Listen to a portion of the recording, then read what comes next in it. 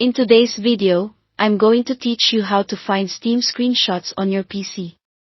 By the end, you'll know exactly where your screenshots live inside Steam, and how to locate the actual image files through Windows, so you can copy, backup, or share them whenever you want.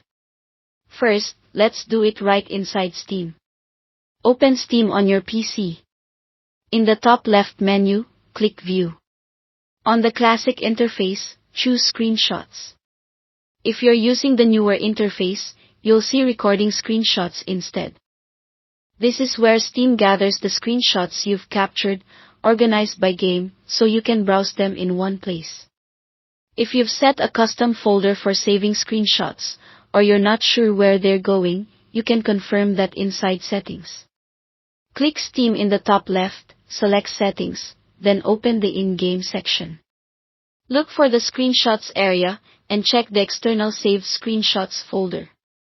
That line shows the exact location Steam is using for any externally saved screenshots, which is handy if you prefer keeping captures on a specific drive or folder.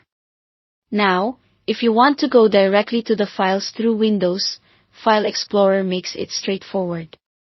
Open File Explorer by pressing Windows key plus E. Navigate to the default Steam directory, which is usually C, Program Files x86 Steam User Data on Windows. Inside User Data, open the folder with your Steam ID. It will be a long numeric name.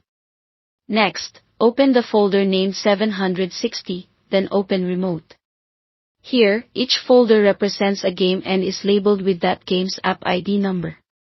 Open the folder that matches your game, then open the Screenshots folder to see the image files themselves.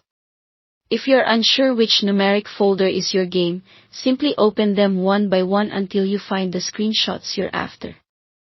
If Steam is installed on a different drive, follow the same path starting from that drive's Steam folder, then go to User Data, 760, Remote, and continue the same way.